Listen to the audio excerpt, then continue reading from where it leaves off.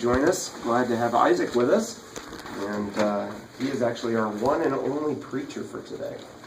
So I'm excited about having him share. And so this is Isaac Share from Calvary Christian Academy, and Isaac Snare, from Calvary Christian Academy in Huntington. And Isaac, whenever you are ready, you can begin. Okay. So, guess what, guys? I should be dead right now. When I was 7 years old, I had a big tumor in my stomach. I was sick for about all my life. So then it got to the point where it couldn't do anymore. So I had to have surgery to get that taken out. It was a very risky surgery. I shouldn't be here at all. I should not be anywhere. I should be dead. But there's one thing that kept me going through all that God was with me through every single thing. He saved me for a reason. And that just gives me hope that I have a purpose, that He saved me for a reason. And that always gives me motivation to always keep for living for Jesus. But what does it actually mean to live for Jesus? That means that God saved you. He called you for a purpose. He brought you into this world. He brought everybody into this world. He knows the plan that He has for everything. He has the whole world planned out. He thinks of it as a line, and how each little thing works together for another thing. And if one thing isn't there, the whole thing doesn't make sense. And He called you for that specific reason. But who all is called? I mean, you can definitely see that the great preachers like Billy Graham and Hudson Taylor, they were obviously called. But who actually is called? You don't have to turn here, but Acts 26:16. But rise and stand upon thy feet, for I have prepared unto thee for this purpose, to make thee a minister and a witness, both of these things which thou hast seen, and of those things in the which I will appear unto thee. Then Jeremiah 29:11. For I know the thoughts that I think towards you, saith the Lord, thoughts of peace and not of evil, to give you an expected end. Then 1 Corinthians 6:20. For ye are bought with a price, therefore glorify God in your body and in your spirit, which are God's. Each one of these verses has one thing in common. That word that they have in common is you. He bought you for a price. If you look at 1 Corinthians 6:20, for ye are bought with a price. Just that part. He bought you with a price. That price was so high. He had to send His only Son to die, live a perfect life for us, and die the life of a murderer. And you're thinking right now, why would He call me? There's nothing good with me. Everything I do is horrible and defies Him in every single way. Yeah, you are a sinner, but we all are. Jacob was a cheater. Peter had a temper. David had an affair. Noah got drunk. Jonah ran from God. Paul was a murderer. Gideon was insecure. Miriam was a gossip. Martha was a worrier. Thomas was a doubter. Sarah was impatient. Elijah was moody. Moses stuttered. Zacchaeus was short. Abraham was old.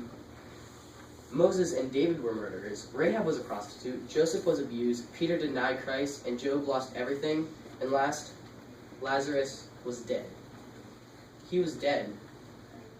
He was dead, like I should be right now.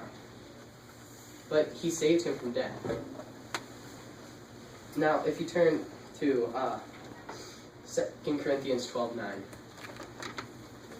And He said unto me, My grace is sufficient for thee, for my strength is made perfect in weakness. Most gladly, therefore, will I rather glory in my infirmities than the power of Christ may rest upon me.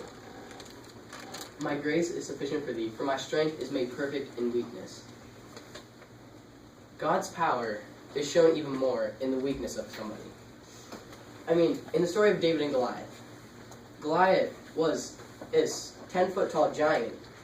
And David was this little teenage guy. And he slayed the giant. He killed him. God had a plan for that.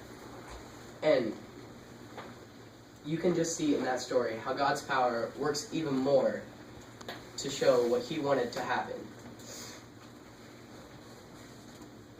And my strength is made perfect in weakness. That just hits me every single time.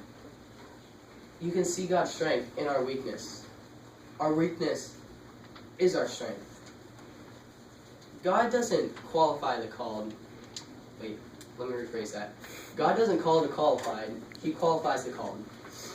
Which means you were called, which means he qualifies you. He didn't call the people that were already qualified. He qualified the ones that were called. But why are we called? Which, Isaiah 43:7. Even everyone that is called by my name, for I created him for my glory. I formed him, yea, I have made him. For I have created him for my glory. We are created for God's glory. He created everything, everyone, for his own glory. Everything that came and here was from God, who made everything. And if he didn't make everything, you wouldn't exist at all. Nothing would exist. And we are here for God's own glory. We were made in his image to glorify God. But that's not always so easy. But like, how do we do this? I mean, it's hard to keep going at the same thing each and every day. But Hebrews 12:1.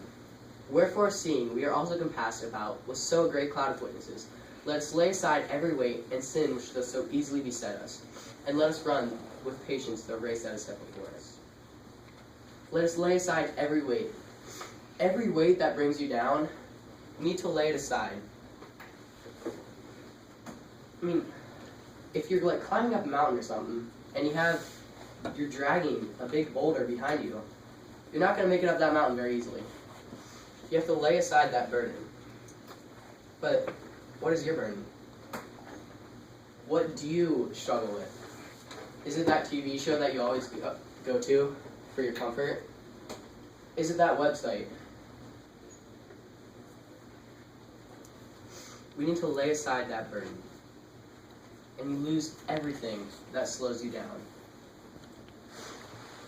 But this is never easy. Do you know that saying, God doesn't give you anything you can't handle? That's not true. God gives you stuff more than you can handle. So much more than you can handle. But what God can't handle. He can handle through everything. If you read Psalms 121, I will lift mine eyes up unto the hills, from whence cometh my help. My help cometh from the Lord, which made heaven and earth. Our help comes from God, who made heaven and earth and everything. He helps you through every single situation. Your help will come from him. When everything's going down, there's one thing that you can rely on. Your help comes from the Lord, who made heaven and earth and everything. He helps us to do what we are called to do. We are called to live for Jesus. But what are you living for? Are you living for that sin that keeps weighing you down? You want me to read that verse again? Let us lay aside every weight and sin which so easily beset us, and let us run with patience the race that is set before us. You gotta lay aside that burden. Lay aside that thing that pulls you down in every single area. But we can't handle that on our own. God is our help. He will always be there for you, and he will never leave you nor forsake you. And I found this song, and every single time I read the lyrics to this song, it hits me every single time. This is what it says. You're not forgotten. You're not alone. You think you're worthless, but you're worth it. And he calls you his own. Made in his image. You were made for more. You think there is no plan, that is all by chance. But don't believe that anymore. Every time that you wake up breathing, every night